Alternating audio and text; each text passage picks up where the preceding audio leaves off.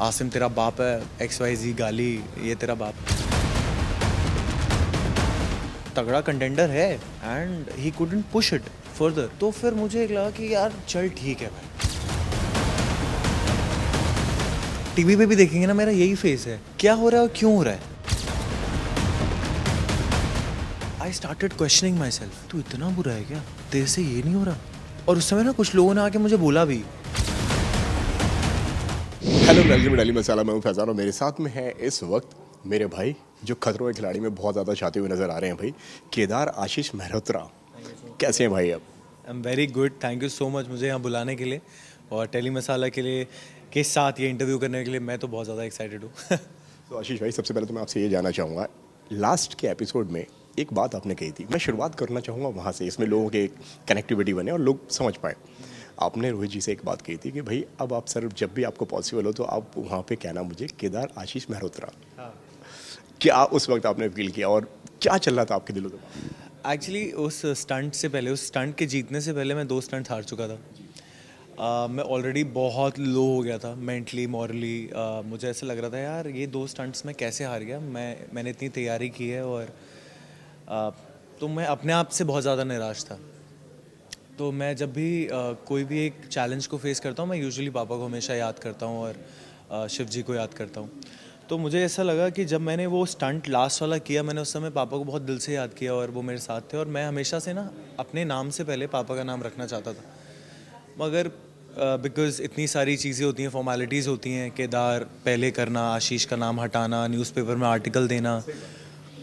तो मुझे लगा इस प्लेटफॉर्म से अच्छा कोई और प्लेटफॉर्म नहीं हो सकता कि अगर एक तो पापा का एहसास साथ में रहेगा विजुअली, क्योंकि अब उनका शरीर मेरे साथ नहीं है, वो मेरे साथ है। तो मैं चाहता था कि अब उनका नाम भी मेरे साथ जुड़ जाए, पब्लिकली लोग पहचान जाएंगे ये मेरे पापा हैं और मैं उनका बेटा हूँ।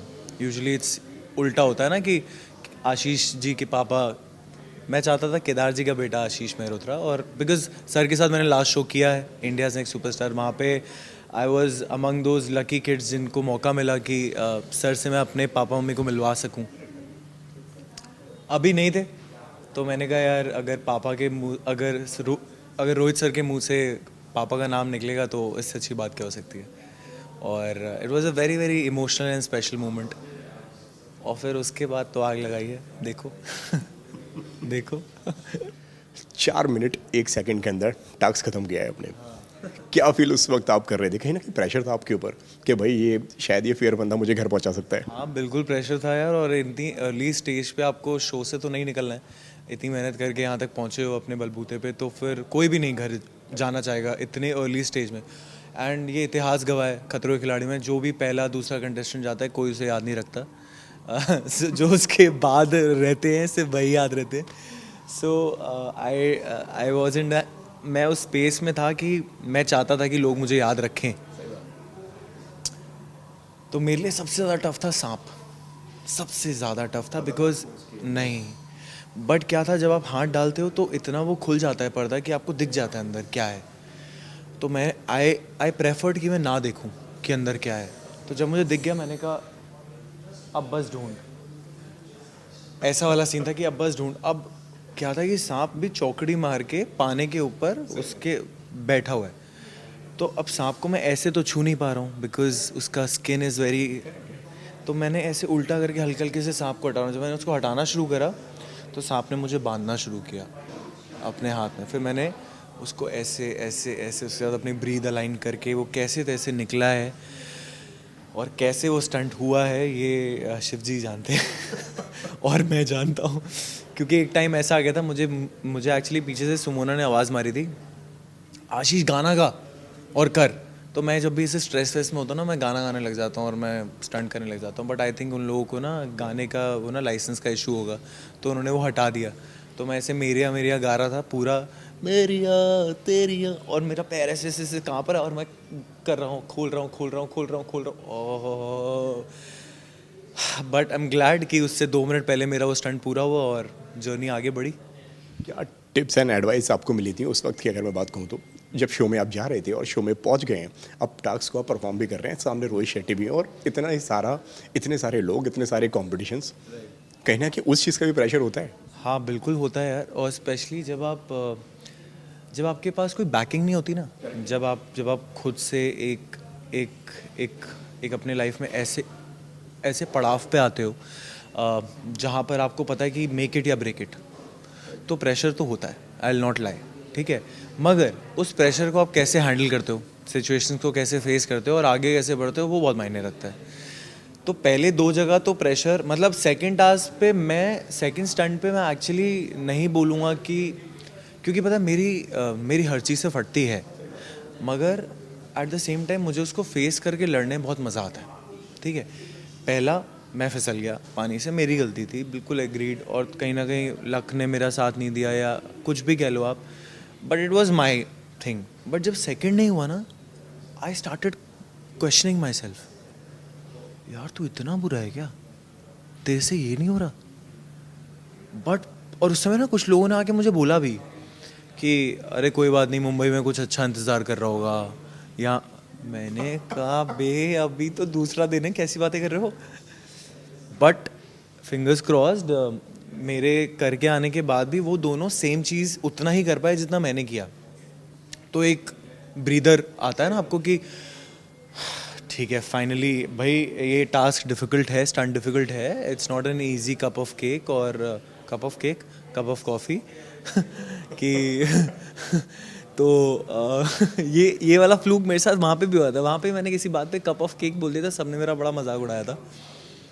बट या एनीवे, तो वहाँ बहुत जान में जान आई कि यार ठीक है। मगर वहाँ पे Asim being such a strong वो ना कॉम्पिटिटर, वो खुद ही, और उसने मुझे जाने से पहले खुद बोला था देख स्टंट बहुत अच्छा होगा, अब मैं कर लूँगा यार, तू ऐसे कर लेता। स्पोर्टिंगली भी बोला था उसने, और उसने बोला था कि मैं कर भी लूँगा, विच इज़ गुड कि यार इंसान इतने कॉन्फिडेंस के साथ जा रहा है और कर लेगा। But even he was stuck at that same spot, and I won't lie, Asim तगड़ा कंटेंडर है and he couldn't push it further. तो फिर मुझे एक लगा कि यार चल ठीक है भाई, मतलब ऐसा नहीं है कि भाई हमसे नहीं हो पा रहा है और मतलब सबसे हो पा रहा है वाला सीन नहीं है। तो या दैट वाज द केस। और ये किसने आपसे ये बात बोली थी कि भाई मुंबई में और अपॉर्चुनिटी वेट कर रही है? Shilpa came to me and very politely she is like, कोई बात नहीं, जो होता है अच्छे के लिए होता है, मुंबई में कुछ बहुत अच्छा इंतज़ार कर रहा होगा तेरा, कोई बात नहीं। मैंने कहा यार ये साथ दे रही है या ये क्या कर रही है मेरे साथ। बट मैं कहा चलो जाने दो, कोई बात नहीं, जो सही लगता है बोल दिया उसने। ये तो अभी 2 एपिसोड हुए हैं, आने वाले और एपिसोड में आपको किसने सबसे ज़्यादा शौक किया है अपने स्टंट से? हाँ यार, मैं I will be very very honest कि मैंने करणवीर से इतनी उम्मीद नहीं की थी कि मतलब वो इतना अच्छा कर जाएगा। उसका पहला स्टंट मैंने, क्योंकि मैं तो उसके साथ कम्पीट कर रहा था, तो मैंने देखा नहीं था उसे, और हम लोग जहाँ बाहर खड़े थे वहाँ से भी वो हमें दिख नहीं रहा था। मगर the way he has done his first stunt is respect.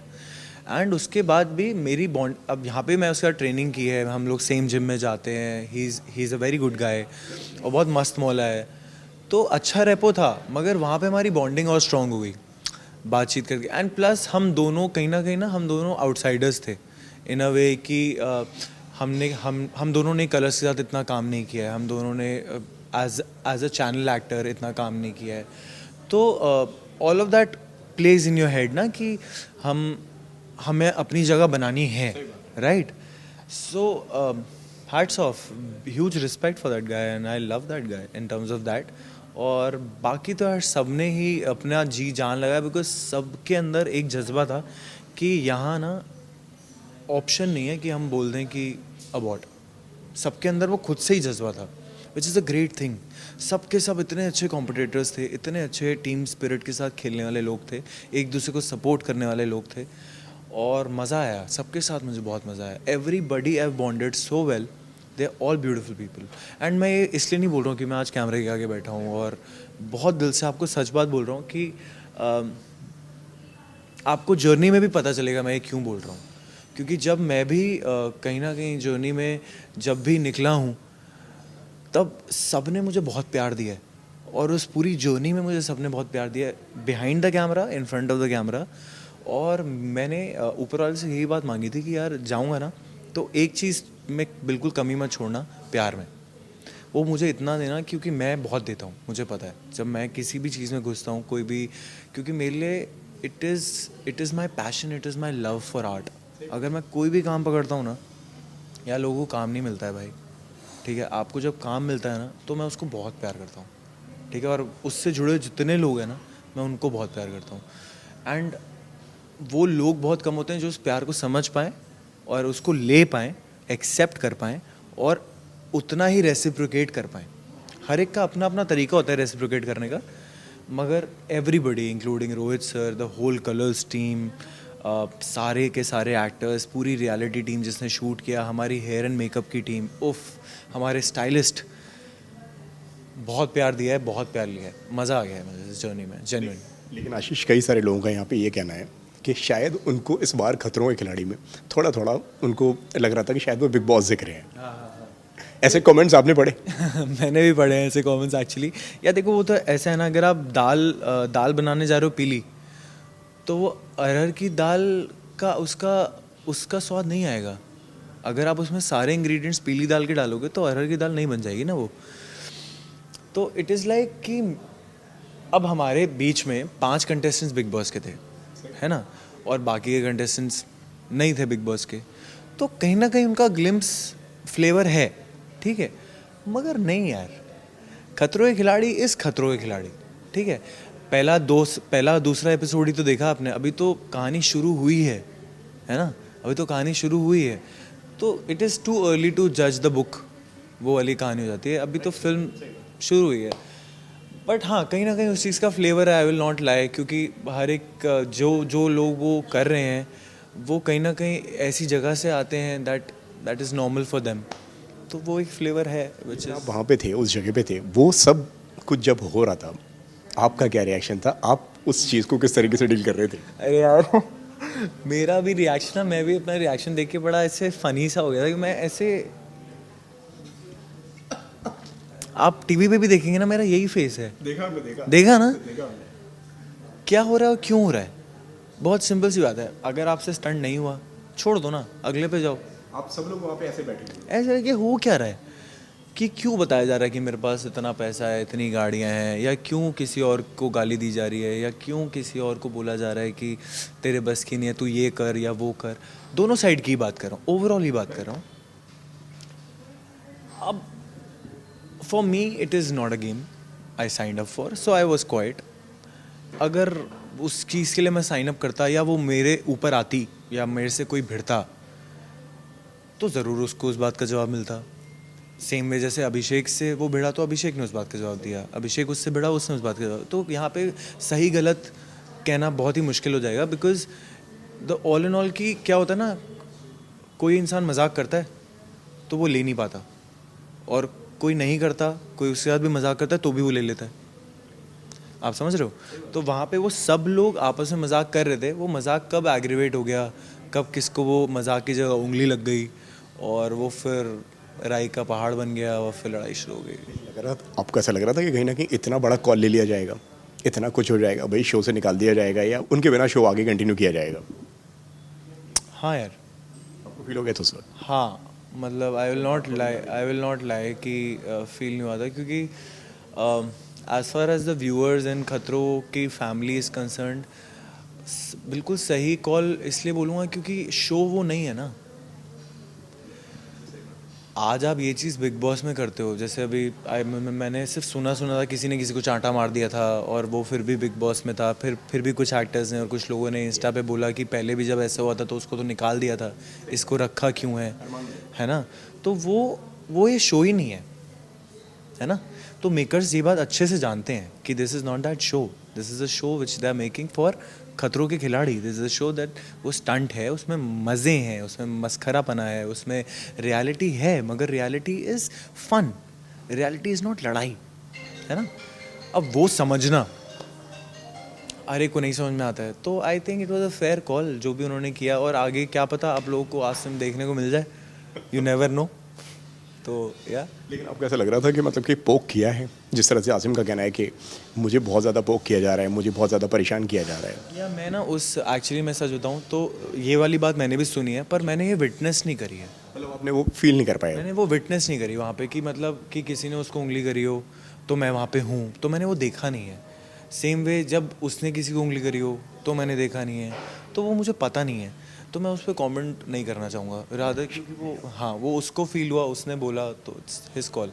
Social media पे ना कई सारी चीज़ें होती हैं, कई सारे लोग जो हैं बातें करते हैं, जो उसके फैंस हैं, आसिम के जो फैंस हैं, उनका ये कहना है कि आसिम वहाँ पे ठीक था, शायद वहाँ पे पोक किया गया। जो ऑडियंस जो है, जो खतरों के खिलाड़ी के फैंस हैं, उनका कहना ये है कि भाई एक ओवर कॉन्फिडेंस था और एक कई सारी चीज़ें आसिम दिमाग में लेकर आए थे। उन्होंने सबको वहाँ पे लूजर्स बोला, उन्होंने बोला कि भाई मैं हर 4 महीने में मेरी कार को बदलता हूँ, मेरे पास में इतना पैसा है, जो शोहरत मैंने देखी हुई है वो बहुत अलग लेवल पर देखी हुई है, सबको आने में बहुत टाइम लग जाएगा। मैं 4 साल बाद में आ रहा हूँ और मैं 10 साल बाद में आता तो भी शायद यही हाइप होती है और यही सारी चीज़ें होती हैं। ये सब कहना सही था उनका वहाँ पे? यार मैं कहूँगा ताली ना कभी एक हाथ से नहीं बजती, ठीक है। आज मैंने आपको गाली दे दी, आप बोलोगे, आप मुझे उल्टा गाली दे दोगे, फिर हम छाती से छाती टकराएंगे, फिर हम मुक्काबाजी पे आ जाएंगे, तो 1 and 1 होता रहेगा। मैंने आपको गाली दे दी, आपने मुझसे सवाल करा, तूने मुझे गाली क्यों दी? अब मैंने उसका जवाब दिया, इस वजह से दी। आपको लगा कि आप गलत नहीं हैं तो आप मेरा मुंह बंद करेंगे, आपको लगा कि आप गलत हैं तो आप वहाँ पे सॉरी बोल के बात को ख़त्म कर देंगे। अगर हम दोनों भिड़ेंगे तो बात ख़त्म नहीं होगी और दोनों ही गलत होंगे, सीधी बात है। अब किसने पहले किसने बाद में, वो दोनों अच्छे से जानते हैं, ठीक है। तो वो एक ऐसी चीज़ है जो आई थिंक 2 जने लड़ना चाहते थे वो लड़ लिए, या 4 जने लड़ना चाहते थे, जितने भी लोग थे वो लड़ लिए, वो खुश हैं। जो नहीं खुश है वो खुश हो जाए, तो each one on its own वाली बात होती है। क्योंकि हम लोगों को तो भाई फ़र्क ही नहीं पड़ रहा था कि क्या फालतू की चीज़ें हो रही हैं इस चीज़ के लिए। और एक टाइम पे आसिम ने खुद भी बोला था कि आई हैव साइंड फॉर खतरो, I have not signed for this, है ना। और एक टाइम पे वही बात अभिषेक ने भी बोली थी, भाई तू शो गलत आ गया क्या, ये वाला शो तो खतरो है, बिग बॉस नहीं है। तो दोनों ये बात जानते थे, शालीन भी ये बात जानता था, निमृत भी ये बात जानती थी, सब लोग ये बात जानते थे। फिर भी अगर सब लोग कुछ कर रहे हैं तो each one on its own, they are mature people to take a call of what to do in their life, है ना। Fair enough. क्या मैसेजेस, क्या कॉल्स, क्या डीएम्स अभी इस वक्त आपको मिल रहे हैं भी लोगों के? अरे यार एक तो बड़ा कमाल का मैसेज आया, मैं सारे आसिम फैंस को बोलना चाहूँगा यार, आई लव आसिम यार, और आसिम अच्छा लड़का है और मैं चाहता हूँ ज़िंदगी में कि उसे अच्छा ही मिले, अच्छा ही करे वो, अपने अंदर लाइफ में थोड़ी सी कामनेस बढ़ाए और खुश होकर काम करे। तो मेरे को यूजुअली उसके फैंस पहले आ रहा था कि आसिम तेरा बाप है, आसिम तेरा बाप है, XYZ गाली, ये तेरा बाप है। मैं फिर मेरा ये फेस, मैंने कहा मैंने तो कुछ आसिम को बोला नहीं, ये मुझे क्यों बोल रहे हैं भाई। हाँ तो मैंने उसको बहुत ही पोलाइटली बोल दिया, do you know your father, if you know your father it's great, just know who your father is, don't tell me who my father is because I know it very well. और ये कब की बात थी, आसिम तेरा बाप है? Episode आने से पहले। और जैसे ही एपिसोड आ गया ना तो बहुत लोगों ने फिर ये मैसेज किया मुझे कि आपने कुछ नहीं किया, आपने कुछ नहीं बोला, उनकी लड़ाई आसिम से थी, आसिम की लड़ाई XYZ से थी and all of that. And उस बात का फिर मैंने कुछ रिप्लाई नहीं किया बिकॉज देखो क्या है, सही गलत अपने आप विद टाइम लोगों के सामने आ जाता है। सफाइयाँ देने का शौक़ मुझे है नहीं, और अगर मैंने कुछ गलत किया नहीं तो मुझे सफाई देने की ज़रूरत नहीं है, ठीक है। गलत करूँगा तो सफाई दूंगा ताकि अपनी जगह बरकरार बनी रहे, है ना। पर गलत किया नहीं है तो ज़रूरत नहीं है, आज नहीं तो कल लोगों को पता चल जाएगा यार। ये है कि यार कि सच को ना एक्सप्लेनेशन की ज़रूरत नहीं होती है, वो अपने आप लोगों के सामने आ गया है, ऑटोमेटिकली आएगा यार, आज नहीं तो कल आएगा। पर उतना विश्वास आपको खुद पे होना चाहिए, वो ज़रूरी है। आपकी बात हुई फिर आसिम से? नहीं यार मेरी बात तो नहीं हुई है, नहीं, बिकॉज वी आर कलीग्स। हम एक शो पे मिले और मेरे को वो पहली मीटिंग से याद है, wished him luck, he wished me luck. मेरी बहुत ही रिस्पेक्टेबल बातचीत, क्योंकि मैं बहुत जल्दी किसी के अंदर घुसता नहीं हूँ, बहुत जल्दी कोई किसी को घुसने भी नहीं देता हूँ, because I always feel relationships need time, relationships are made by efforts together, not ओ यार कैसा तूने मेरा आज इंटरव्यू ले लिया यार, कल भी मिल, कल भी एक और इंटरव्यू। तो ये तो सिर्फ काम का सिलसिला है, this is not friendship, right. काम के लिए मिले, एक शो में काम किया साथ में, अच्छा लगा, अच्छा लड़का है, I really wish him luck and good vibes from my side कि अच्छा काम करे आगे भी, थोड़ा शांत रहे ज़िंदगी में, खुश रहे, बस और क्या है यार। लेकिन आशीष, कहीं ना कहीं आपको ऐसा नहीं लगता कि मतलब आप भी एक इंडस्ट्री में टाइम दे चुके हैं, कई सारी चीज़ें हैं, अब आप समझते हैं कि फॉर्मेट क्या होता है टीवी में काम करने का या इंडस्ट्री में काम करने का। आपकी तरफ से नए लोगों को क्या एडवाइस होगी, अगर मैं आपकी अगर बात कहूँ तो, जो उनको अपने अंदर लेकर आना चाहिए? मैं तो ये कहूँगा कि हाँ ज़रूर है, मैंने इंडस्ट्री में काफ़ी टाइम दे दिया, आज मुझे 11 साल रफली हो गए हैं। मगर मुझे लगता है कि किसी के लिए भी ना इंडस्ट्री में वो कितना भी टाइम दे दे या ज़िंदगी में कितना भी टाइम बिता ले, he should not stop learning. One, the day आपने ये सोच लिया आपको आता है, वो मेरे को आए 10 साल हो गए, आप उस दिन ज़ीरो पे चले गए, ये लिख के ले लो, ठीक है। तो मैं इस बात को बिलीव नहीं करता। तो मैं सबसे यही बोलूँगा कि चाहे वो न्यू कमर हो या मेरे साथ के हों, अपने से बड़ों को तो मैं नहीं करूँगा कुछ भी एडवाइस, कि हमेशा सीखने के लिए तैयार रहो कुछ ना कुछ, क्योंकि आज मैं खतरों में गया, मैं भी बहुत कुछ सीख के बाहर आया हूँ, ठीक है। बहुत कुछ लेकर आया हूँ, बहुत कुछ अपने अंदर मुझे डालना है, सीखना है। तो learning you should never stop in. One, two, जो आपने मुझसे पूछा कि यार कैमरा आप पे फोकस है नहीं है, दिखना एक, मैं कई सारे शोज़ के रियलिटी शोज़ के कंटेस्टेंट से मैं मिलता हूँ। मेरी, हाँ, रियलिटी शो तो यहाँ पे ना मेरा मेरा मेरा मानना दो तरफा है। थोड़ी सी कॉन्ट्रडिक्टरी बात करूँगा या शायद बहुत सिंपल बात हो जाए जिसको जैसे समझ में आए। एक रियलिटी आर्टिस्ट है, एक रियल आर्टिस्ट है। रियलिटी आर्टिस्ट बहुत ध्यान देता है कि उसके ऊपर कैमरा दिख रहा है, वो कैमरे में दिख रहा है और उसकी हर चीज़ रिकॉर्ड हो रही है, बिकॉज़ वही उसका काम है ना। पर जो एक रियल आर्टिस्ट होता है, उसका काम होता है परफॉर्म करना। डीओपी का काम है तेरे को रिकॉर्ड करना, वो डीओपी की कला है, उसकी कला में तू मत घुस, ये रियल आर्टिस्ट होता है, ठीक है। तो I have huge respect for both the people, because उन दोनों को अपने अपने काम पता है कि मैं दिख रहा हूँ, मैं नहीं दिख रहा हूँ। अगर मैं ये सोचने लग जाऊँ ना, जब मैं आपसे बात कर रहा हूँ कि यार ये वाला कैमरा मुझ पे फोकस कर रहा है, नहीं कर रहा है, आप पे कितना फोकस कर रहा है, तो मैं आपसे रियल नहीं हो पाऊँगा। मेरा आधा दिमाग वहाँ चलेगा, अबे थोड़ा जूम करना, थोड़ा नीचे आना, क्या कर रहा है यार इधर, समझ लो। वो अगर मेरे दिमाग में रहेगा, मैं आपसे रियल बात नहीं कर पाऊँगा। And interviews and the spaces where you feel you want to give something and take something, you actually need to be real.